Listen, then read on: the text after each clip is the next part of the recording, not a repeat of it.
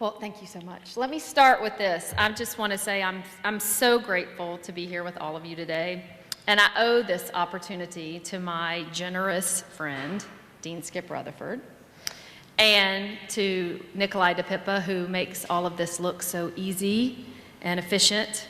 And I've got a couple of other good friends here. Todd Shields, our Dean of Fulbright College of Arts and Sciences at the university, and my kind of co-conspirator at the Blair Center. Not colleague, co-conspirator, really. Ashley Hilbin, who's our Director of Development for Fulbright College. Dorinda Sharp, who's our Communications Director. And then I think Diane and Steve Plunkett are out there somewhere. And they're more family than just friends. And I'm really grateful they're here. And I think I see a few former students. Yes, I do. I see y'all. And I know you're not in my class anymore, but there will be a quiz at the end. So make sure you're taking notes, because you know how I am. If it's okay with you guys, I think I'm going to talk for about half an hour or so, and mostly about the central ideas in this book and about why I think they're important. And then I'm probably going to tell a few stories, because that's what Southern people do, right? And those stories may or may not really be relevant to the book, because that's also what Southern people do. And so maybe you can judge at the end if you think it all made sense, okay? So the most significant debate, really, in Southern studies right now, and my students know this, centers on this singular question about, is the South distinct, right? And it's consumed literary critics and political scientists and historians and people like me for generations. And that question poses a whole series of other questions about, if it is distinct, how long has it been distinct? What is the source of that distinctiveness, right? And does it even matter? You know, the so what? Does it even matter if the South is different? And it's a really old habit, you know, to argue for Southern distinctiveness that goes back all the way to Thomas Jefferson writing in Notes on the State of Virginia, and probably before that. And scholars have kind of left no stone unturned. You know, everything has been the cause, right, of Southern distinctiveness. It's been climate is why the South is distinct, right? The rhythm of the tobacco harvest is why the South is distinct, right? Architecture of the plantation, right? The Scottish heritage of the Southern Rim states is why the South is distinct, right? Honor and manners and music and our appreciation for leisure time, literally, all of these things, and of course accents, right, are why the South is distinct. And those are all true in some degree, and they're all very convincing arguments. By people that have been doing this a lot longer than I have. But in some way, all of those books are intended to kind of defend these white Southern values as somehow really special and unique. And that's a good thing and a bad thing, right? Now, by the 20th century, people who study America had kind of gotten into this game about studying what is distinct about American identity, right? This obsession with Americanness. And those of us who kind of talk in these cultural criticism circles, we nicknamed this time period in the 20th century called the Myth and Symbol School, because everyone wanted to write the book that would use the myth or the symbol that would explain all of American identity, you know, to the rest of the world. And people won Pulitzer Prizes for kind of reducing the cultural DNA of America to, you know, our obsession with exploitation and empire, or the fact that we had access to land constantly, or maybe even that we were doing a Puritan errand to build a city on a hill, or our obsession with capitalism and corporations, right? And those were all very important books. And some of you probably recognize some of those titles. But in all of those books, America was kind of framed as the non-South. And in fact, that's the problem, right? Because American greatness was defined in contrast to Southern weakness. And Kenneth Bailey, this religious historian that I really like and read some, you know, really sums it up when he said, the South has been an impoverished region in a nation of comparative plenty. It's been a region held up to reproof and disdain in a nation prone to celebrate its high moral purpose. And so during that same period of time, it became really popular to point out all of the problems in the South, and there are plenty, right? We all know that. So scholars and journalists and anthropologists all headed south, really in about the 1920s, to start chronicling racism, poverty, ignorance, and of course, and probably most importantly, the long legacy of slavery. Journalist Gerald Johnson, who was from the South, and some of you might have read, insisted that in the 20s it was difficult to even find on a newsstand a magazine that didn't have some article that was critical about life south of the Potomac. And 5 newspapers get awarded the Pulitzer Prize in the 1920s alone, 5 in the 20s, for exposing some of these problems in the South. The Memphis Commercial Appeal gets one for covering the Klan. The Charleston News and Courier gets one for its editorials. The Montgomery Advertiser gets one for covering religious intolerance in the South. And then the papers in Columbus and like the Norfolk Virginian Pilot get them for covering lynchings. So it is this kind of critical mass of criticism. So much so that we kind of nicknamed that time period as the era of the benighted South. So, did white Southerners deserve that tongue lashing? Well, for most issues, yes, unequivocally. But what is the effect of that dynamic? What are the repercussions of living in a region considered aberrant from the rest of the country?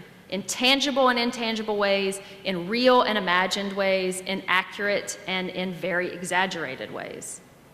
So enter the Southern inferiority complex, right? So I'm not the first person to try to talk about this sense of inferiority. Several other people have kind of tiptoed around it. W.J. Cash, who some of you may have read in The Mind of the South, called it the savage ideal. And Sheldon Hackney, a historian, called it the siege mentality in the South. And even Dr. King talked about drum major instinct, all of which alludes to this same regional disorder and attests to its kind of stubborn persistence over time.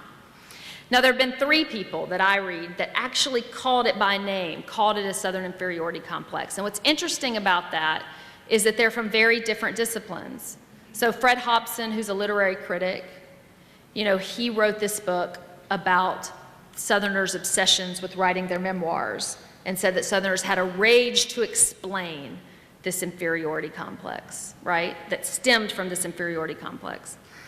And civil rights historian Fletcher Green, he argued that the kind of crushing defeat of the Confederacy in 1865 had left the South, this is a quote from him, with a defeatist attitude, with an inferiority complex, with a tender skin to criticism, and a fear of ridicule that lingers even now. And even sociologist Howard Odom, writing as early as 1936, and Howard Odom was an important sociologist that wrote kind of the first big books on the South, he saw the inferiority complex lurking in politics and said it's why Southern whites, you know, kind of refuse to move forward and get stuck in the past. So I'll never forget the day that I was sitting down talking to my friend Willard Gatewood, the late Southern historian, about this idea. Some of you probably know Willard, or knew Willard. And we were at his house in Butterfield Estates in Fayetteville, and we were on his sun porch, AKA a smoking porch. And we were drinking red wine on ice, because Willard drinks red wine on ice. And sometimes I still drink red wine on ice because I miss Willard. And he said, so what are you going to do? What are you going to do? And I said, I think I'm going to write a book on the Southern inferiority complex. And he stopped for like an eternity. And I think it really was a long time, because that like ash on the cigarette, you know how it gets like really long before it falls off? It did that, and I remember it. And he said, well, Angie, and I can't do a Willard accent, but he said, it's the nose on the end of the Southern face. And it's about time somebody did it. And so, okay, one other story, because this one's too embarrassing not to share. You know, we have to share our most embarrassing stories. But when you are starting, and since this is a literary festival, we're talking about writing books in general, but when you have an idea for a book, you know, when it's new, it's kind of like parents out there, it's kind of like when you have ideas of what you want to name your baby when you're pregnant, right? And you're really scared to kind of tell any family members because there's going to either be this like second cousin who's pregnant who's going to steal the name, right? Or there's going to be a rude relative who's going to say something really critical and then you're never going to be able to let go, right? You're never going to be able to go out of your mind. And that's exactly where I was with this book when this story happened. So I was in New Orleans and I was at the Southern History meeting. And I'm pretty sure we were at the Charter House Cafe, which is on the corner of Charter and Toulouse in the Quarter. And it was a big table of all these very important Southern historians. And then a few of us like new to the craft, listening, you know, kind of intimidated. And Fred Hobson was there and Charles Reagan Wilson, who I think spoke here a few weeks ago, were there, and they were talking about the writing process. And they said, Fred Hobson said, well, everyone knows, no matter what the subject is, you know, you write your first book about yourself. And I think I must have looked horrified, right, across the table, because of course he said, well, young lady, you know, what are you writing on? And I think I squeaked out like, Southern inferiority complex, you know, great. And, you know, I think they bought me a few drinks when it was over and they'd stopped laughing, so it wasn't like a total bust of a night, but it seemed to them maybe too ambitious, right? Because a lot of people, like I said, have alluded to this topic and kind of danced around it. But I really thought it was serious and that it had significant ramifications and that it could shed real light on this Southern resistance to change. You know, we always write about the heroes. We write about the change makers, but we do not write about the resistance enough. And then we're surprised when it bubbles up again, right? And all we've done is just dismiss it or say that it's a fringe element, right? Neither of which technique is productive, right? But where do you start, right? Where do you start? Well, the clue for me was in, as I mentioned, Dr. King's Drum Major Instinct, which was a speech he gave in 1968 at Ebenezer Baptist Church in Atlanta. And he actually said in the speech, and I'm going to read his quote because I'm going to mess him up and you can't mess him up.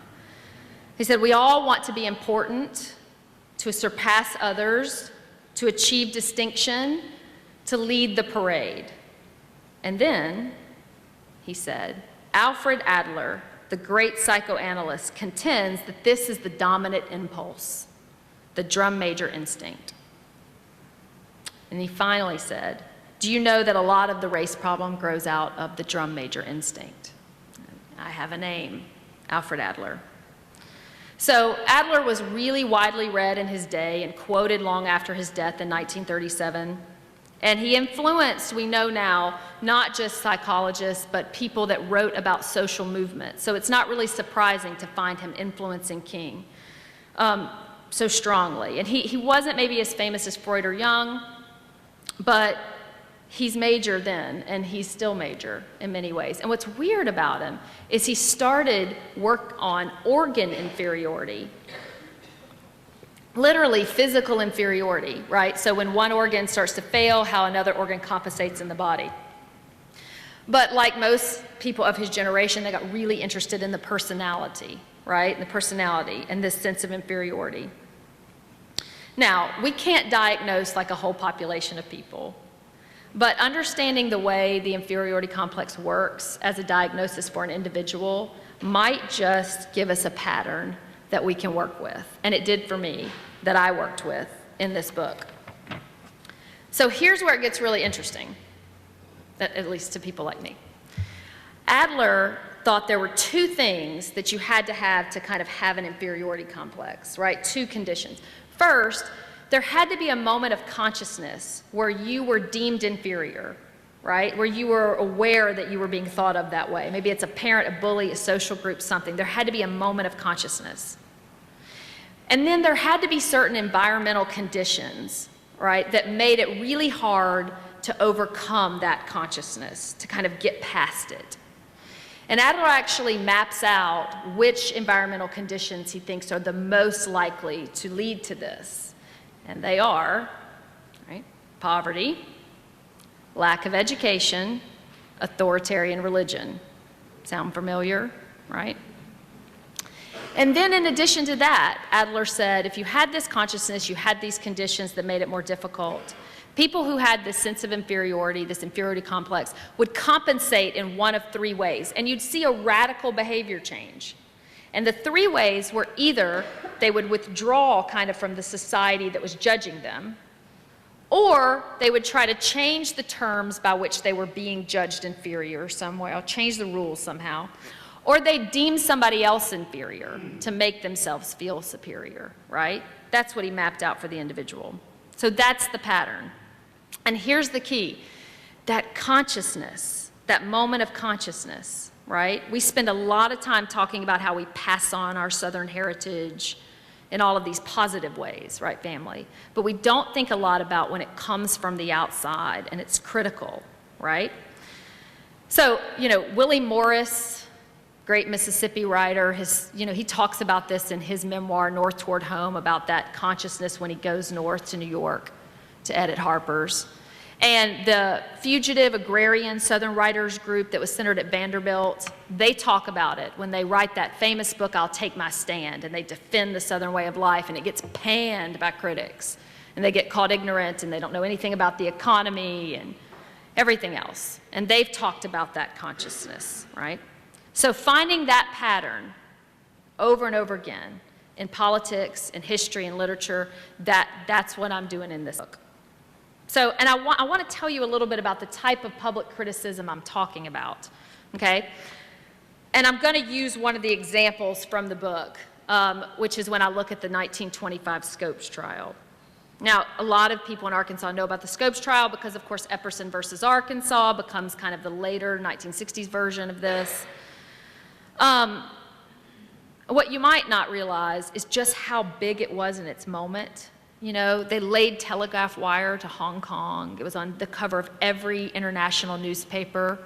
They had to lay new railroad tracks into Tennessee. I mean, it was bigger than, I don't know if there's an equivalent in modern day to what happened in that little town.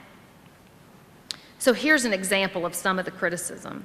The Los Angeles Times called it a circus on the front page, and they even had across like the banner, they had like depictions of little monkeys like hanging off of the letters. And they said this week Dayton, Tennessee, an obscure little village of the South, becomes the center of the concentrated interest of most of the civilized world. It's a lot of scrutiny.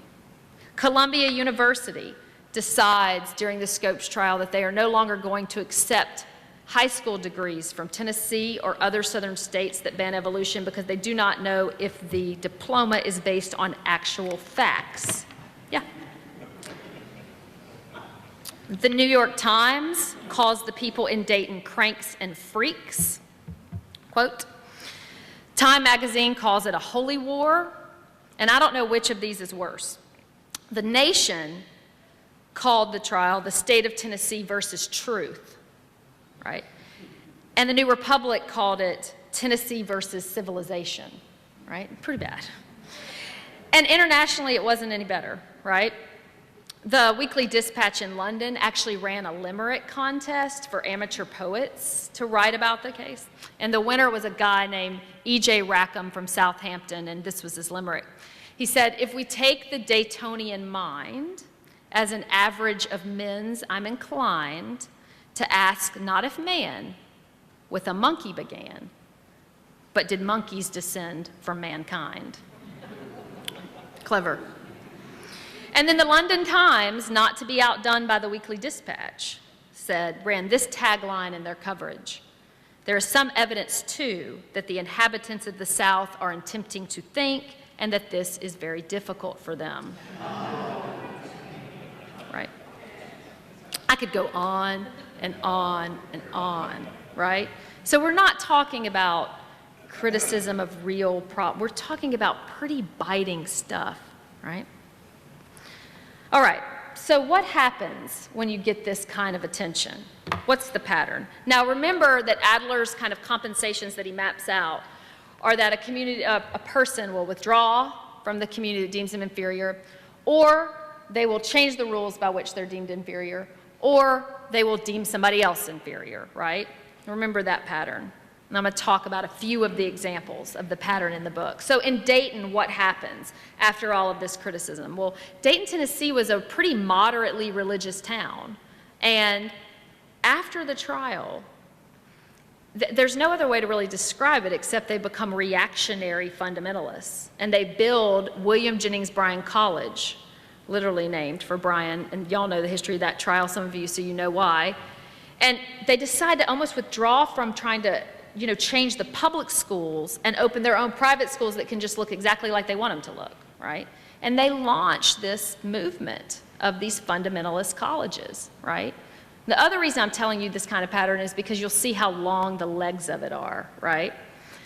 And those fundamentalist colleges, and it's still really centered at William Jennings Bryan College because that's where they have the database for intelligent design and all of these different theories, right?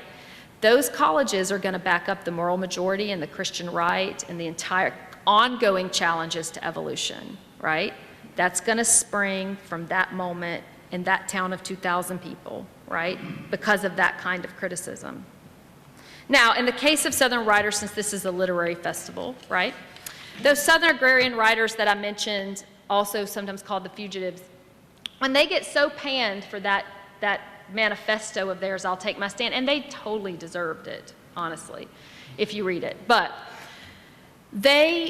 and we can see this in their correspondence and stuff, they really switch gears completely. And instead of offering up this document about the Southern way of life and how much, better it is than anywhere else, they invent a new way of reading literature called the New Criticism. Now, this may sound familiar to some of you when you're picking out similes and metaphors and things like onomatopoeia, right? Like middle school English class. That's New Criticism. And it's the exact same people, the John Crow Ransoms and the Robert Penn Warrens and the Donald Davidson, Alan Tate, that are writing that are both groups within almost a few years of each other. And they rewrite the textbooks, the literature textbooks. They write the best-selling literary textbooks of all time, Understanding Poetry and Understanding Fiction. And they believed in New Criticism that it didn't matter where you were from. The purpose was the text. You study the text, the poem. So it doesn't matter anymore who wrote it, what context it's from. So they kind of could shed this Southern thing that had gotten them into so much trouble, right? And then when they're writing the textbooks, they kind of rewrite the canon, and they strip out any diversity. And all of a sudden, they're in there, of course, and most other white males. And this is what gets taught in America for the second half of the 20th century. And it's what postmodernism and feminist criticism and all of those other schools of literary criticism are going to break themselves against. And it comes from this group of Southern writers who got really picked on in the media. And then in another kind of political case, right, in Virginia, they had this organization called the Gray Commission, and it was named after a guy named Garland Gray. And it was supposed to be a group of people who were going to map out a moderate response to Brown v. Board, right? So the decision comes down, and in the beginning, the governor of Virginia and this commission are saying things like, well, we want to obey the law, and we're going to find a way to gradually integrate. And it's pretty moderate, right? And this is all in 1955. And then all of a sudden in 1955, we get the media coverage of Emmett Till and the Montgomery bus boycott, and what's called the civil rights beat, for journalists explodes. And they're uncovering case after case after case and incident in Virginia and other places of the South, and the scrutiny is intense. And the Gray Commission, over the course of that 3 months, completely reverses course. They pass the doctrine of interposition, right? So they can impose themselves between the federal government and not integrate. They push for the Southern Manifesto that the senators and congressmen signed in Washington. They shut down some public schools in Virginia, Charlottesville, and other places, just not to integrate. They go from moderate to the most extreme massive resistance we see in the country, right, over the course of 3 months. And in their notes and in their papers, they're reading this coverage, right? So moderate community, intense public criticism equals kind of extreme reactionary behavior. History, politics, literature, same pattern. Right? And another little side thing that happens each time, and I think this is really interesting, is that in each of these case studies, in each of these examples, they always ground their new reactionary kind of defense in a text, literally in words. So we know this, new critics, it's read the poem, the verbal icon, they called it. For the fundamentalists, we see biblical literalism explode, right? And for the people in Virginia and the people of massive resistance, it becomes this strict constructionist interpretation of the Constitution, right? The text is the defense, literalism of all sorts, right? And because it was certain, it was defined, it was defensible, and it became kind of a shield to all of that criticism. So it's Adler's pattern, right? Moderate community, intense public criticism, reactionary response, plus a shield or armor of the text. It's Adler kind of on a much bigger scale. Okay, so the and ... kind of my final thoughts. And I call this in my head sometimes the Rostow question. And there's a story, so I'm going to tell it. I studied under a woman named Elspeth Rostow for a long time, and she was the former dean of the LBJ School of Public Affairs. She was the wife of Walt Rostow, who was LBJ's national security advisor during Vietnam. Tough job, right? And she probably taught, we think, the first American Studies class at Barnard College when she was 19. She wore Chanel suits. She lectured for 3 hours with no notes, and she dropped you a letter grade if you split an infinitive. And I loved everything about her, right? And so in one of our first assignments for her in class, we were supposed to write about an executive decision of some sort. So, you know, I'm excited, and I go into her office. I make an appointment. I go to office hours, right? And I say, you know, Professor Rostow, you know, I think I'm going to write about Truman's decision to recognize Israel. And I pause. And she looks at me, you know, stoic, and she goes, and, you know, and I'm like, oh. And I go, well, you know, I'm sure I sound like an idiot. I'm like, well, you know, it's very interesting, and there's like lots of factors going on, and there's like personal issues, you know, and I just, my voice kind of like tapers off, you know, and she goes, and, you know, and it's it's a moment I've just never forgotten. I literally think about it all the time because I know what her message was. Her message was say something, say it clearly, and tell me why it matters, right? And ... Why does this Southern inferiority complex thing, if it exists among white Southerners, why does it matter, right? It matters for two reasons. The first is that we really don't understand white Southerners. We think it's about race, right? And it is. It starts that way, right? But Southern whites faced so many radical changes in the 20th century, and they became the other against which America got defined. Right? And so each time this criticism poured in, many times, most times, completely deserved, right? But every time it poured in, they started to then define themselves as in opposition to something, right? And their pantheon of enemies just expands and expands. And so Southern whiteness kind of becomes, in my mind, this web of these kind of inseparable strands, right? And it extends beyond race to polemical stances on religion, on education, on the role of government, on the view of art, on an opposition to science, on an opposition to expertise. It envelops the community, and it covers everything, and we don't talk about it enough. And so now, all you have to do is snag a little bit of that web, right? And it reverberates all the way through, and that defensiveness bubbles up again. And the second reason I think it's still important, or the so what, the Rostow question, is because politicians have been using it and exploiting it for decades. We think the 1960s Southern strategy, right, for Barry Goldwater to go hunting where the ducks are and pull the Southern Democrats into the Republican Party. We think that's about race baiting, and it is, but it's about something much deeper, in my opinion.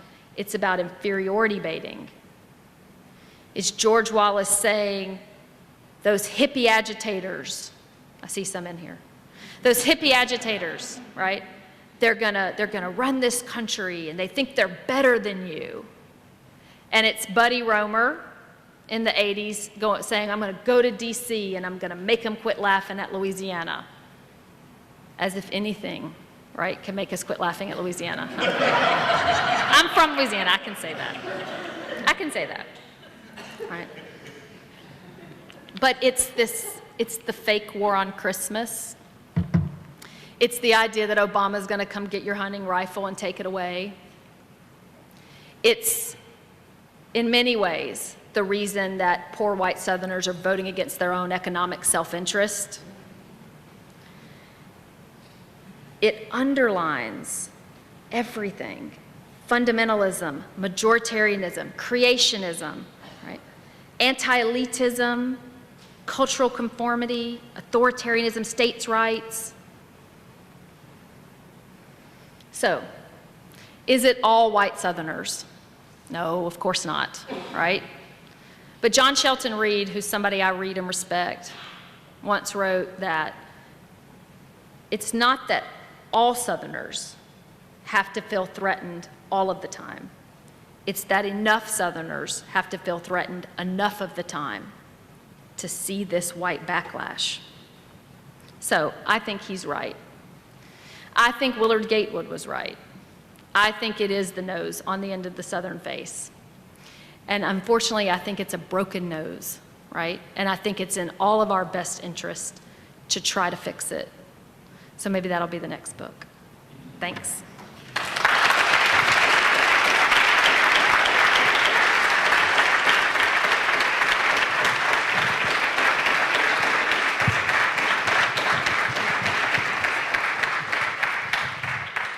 Well, you can see right there that, you know, I can just tell you that any person in high school that says to me she or he is going to the University of Arkansas, I say, I don't care whether you're studying history, psychology, pre-med, or English, take Angie Maxwell's class. She's excellent. Let's have questions about this very interesting subject. Yes, and wait for the microphone to get there. You've covered sociological issues. John Naisbitt in Megatrends said that when we are moving from one kind of society to another and people have economic uncertainty, that's when fundamental religions arise. Would you say something about that aspect of your topic? Absolutely. I mean, it doesn't even have to be, you know, real economic uncertainty. It just has to be the perception of it, right? It has to be the perception that something is going to shift and you are no longer going to either be in the majority or you're not going to be able to have, your children are not going to be able to have what you had. It's that kind of fear, right? And that in and of itself is kind of a sense of inferiority. Now, can a lot of people overcome that? Sure. Most people can say, well, I'm going to do this and I'm going to take these steps and I'm going to get out of this kind of fear. But some people can't, right? And we see a lot of times that in that moment, right, it's not a regular, like, kind of returning to religion and faith. It's a real extremist response that says, I'm pulling my children out of the school, right? I'm going to set up a fundamentalist institution in this case, completely their right and their privilege, but it is a withdrawal from society, or it is I'm going to deem somebody else inferior to make myself superior, right? So I think that is a very natural response. I think I'm talking about when it becomes really extreme. And you guys know this if you've lived in the South, but it's a small group of people at the top, as far back as the Civil War. It's a small group of people at the Confederate, you know, mindset that controlled the whole triangle of people, right, at the bottom. It takes only a small group at the top that are feeling that way to really influence a culture, right? So I think most of the time I'm talking about these extreme cases, and economic uncertainty is definitely there. It's a good point. Thank you. Any other questions? Yes, sir. Yes, ma'am, Senator Elliott. I was hoping somebody else could ask a question because I don't even know how to phrase this, so you might can fix it for me.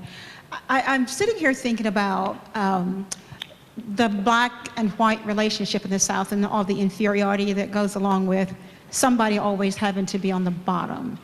I'm thinking about, I guess I just want your comments on, thinking about what a difference it would make, especially educated blacks in the South.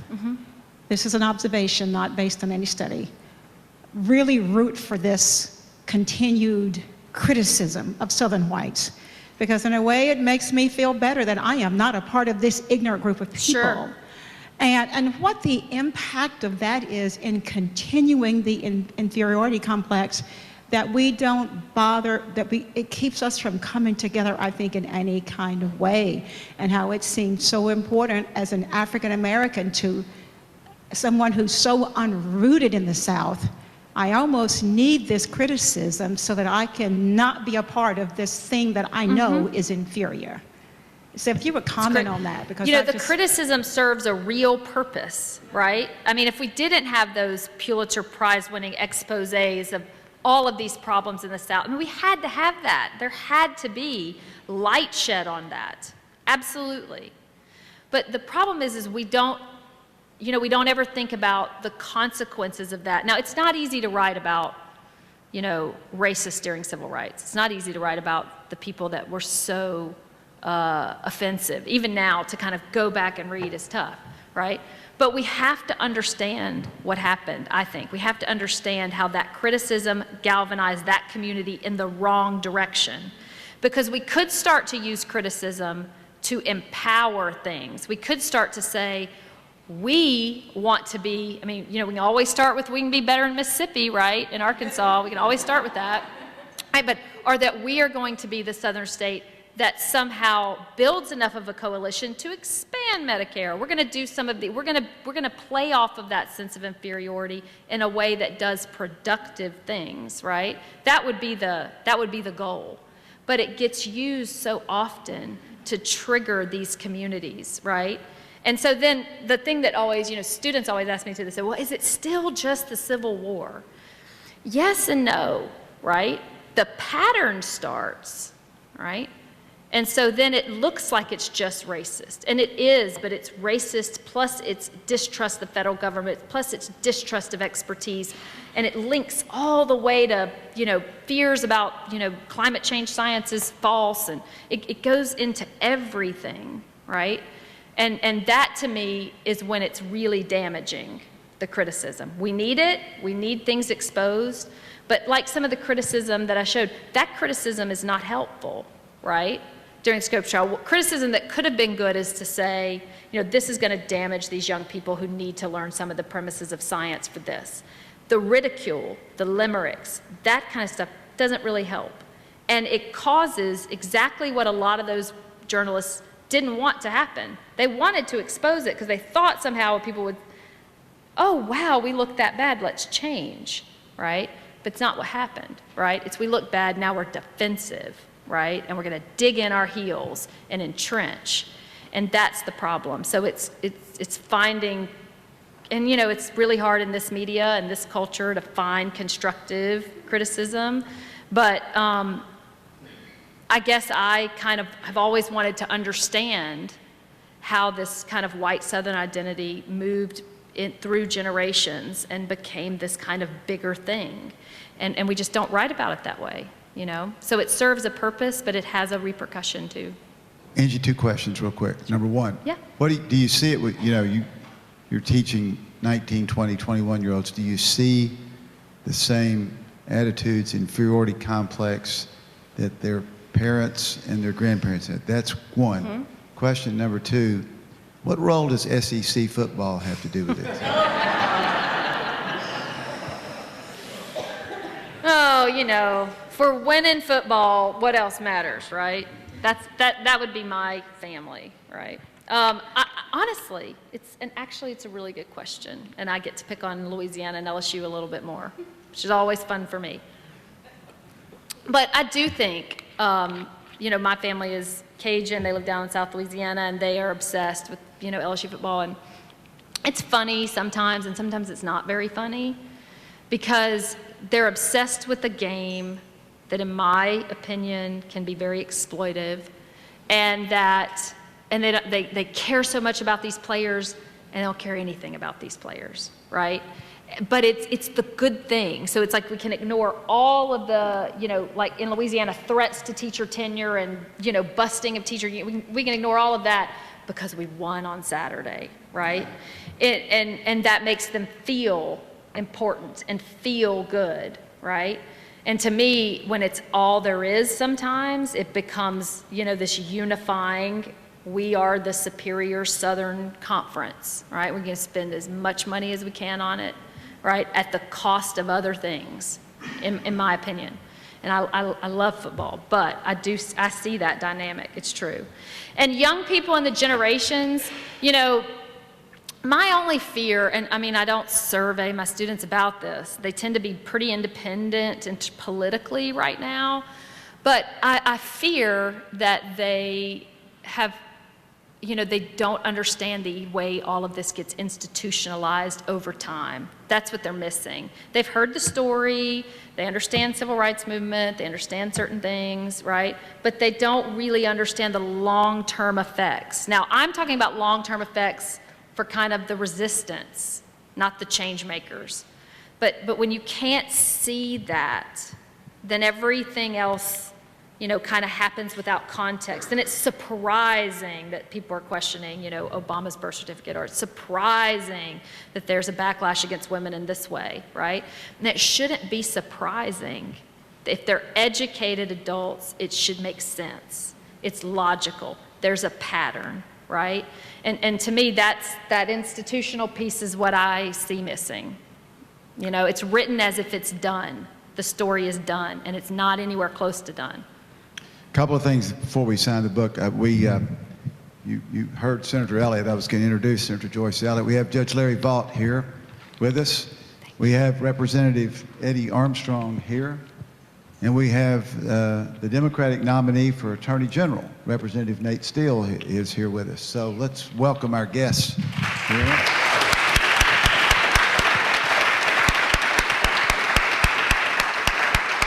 The other thing I want to say is that tomorrow on MSNBC, The Cycle, from 2 o'clock.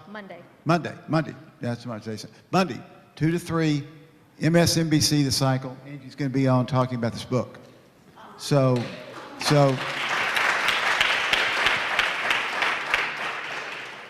TiVo it, record it if you have to work, or watch it.